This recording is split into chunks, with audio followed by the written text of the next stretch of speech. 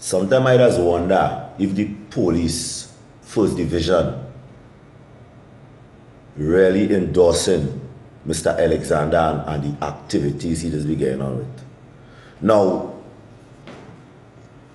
everybody know Ian Alleyne is a fragile guy. If you could watch a man on TV and you could know if a man is a rough, tough guy, that you could rough it with him.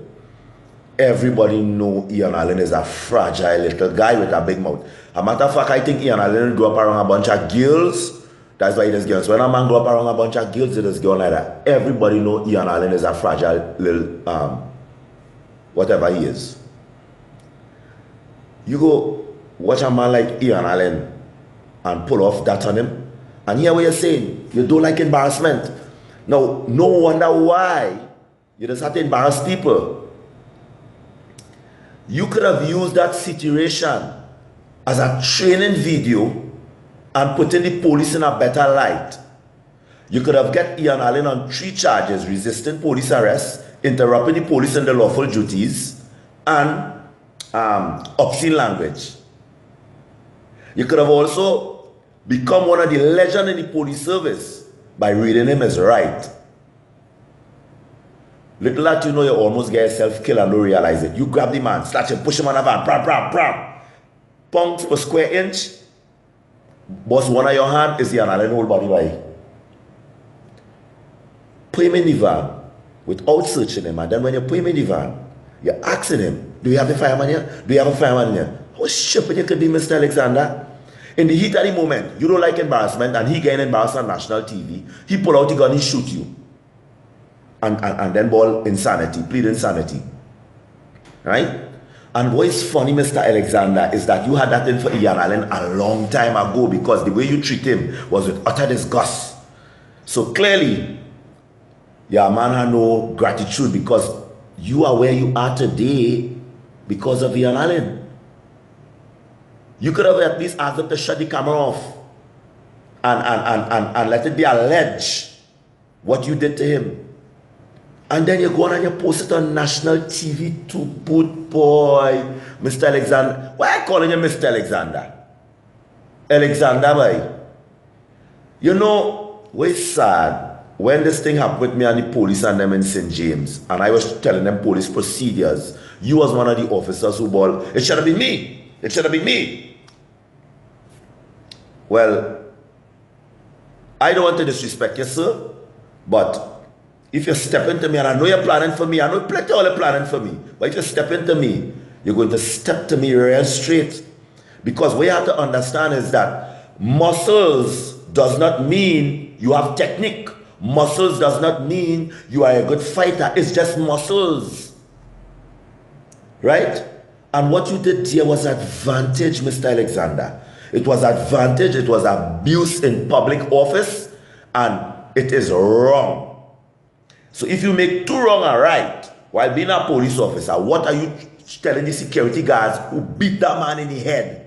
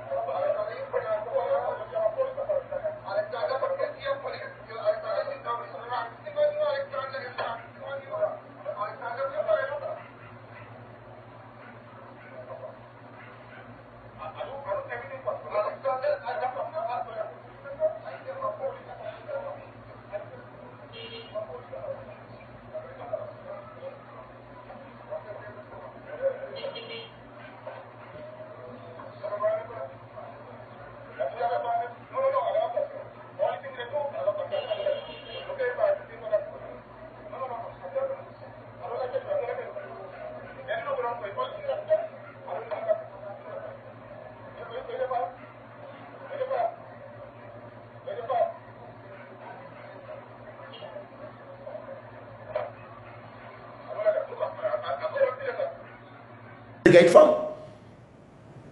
That's where they get from. And I telling you something, Chief. we will square off one day. I've seen it. It's inevitable because you know I just go after people and you have me in your sights.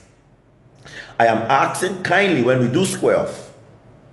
You see, I don't like embarrassment. All I want to do is to take out my phone, get somebody to hold it, to tip, and I want the men that are around you not to intervene while me and you go after it like cats and dogs. Because trust me, sir, I'm telling you the truth. Somebody need to teach you a lesson. Somebody ought to teach you a lesson. Somebody ought to show you what is police procedures, and somebody ought to show you how to operate. And somebody, because clearly you don't like embarrassment, but you embarrass the man on the whole national TV. You treat him like a dog. Hey, I don't like the best bone in here and anybody. As far as I'm concerned, he's a comic strip. But you know what you just did? You just become part of that comic strip. By in the way you treat that man. You would have looked so good, boy, searching that man and reading procedures to that man. The police service would have looked so good. You have a national show where you had little shorts that you just be teaching people police procedure, and that's the procedure you do. You make your ego get the better here. But I doing this video because I know your ego get at some point you go pop your hand in my face and you go do all everything to provoke me. Watch me. I tell you the truth, chief. This will be the best lockup that I will ever get. And I want it on national TV so people could see how skillful I am. Because I'm telling you something, Mr. Alexander. By God means, we will meet. We have to meet. As a matter of fact, in a month and a half, let me go in the Gene Peck complex.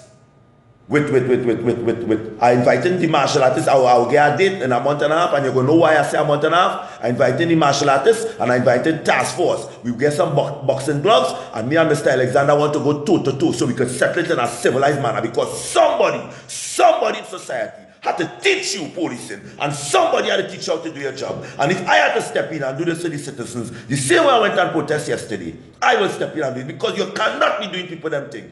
But because they disguise of a police, I want to teach you that a big body does not mean you're a police, and a big body doesn't mean you can do people them thing, because I am sick and tired of seeing you toss your body around because you're in the lodge, toss your body around because you're a police, and toss your body around because you're an inspector, and toss your body around before it makes. So it's about time somebody toss your body around so that you can understand what it is to be embarrassed, because you never get embarrassed. Stand for something or die for anything, and you will have no choice than to pull out your gun and shoot me dead, because you have to say, this man is a lethal deadly weapon and he attacked me. Because you're not going to do it. I could call you ain't doing Don Jacob that. You ain't doing Russell Gomes that. Let alone Samuel Stafford. Come on, man. Or let us know who to do them thing with. God is the boss, yes? Stand for something or fall for anything, yes? Trust me, you ain't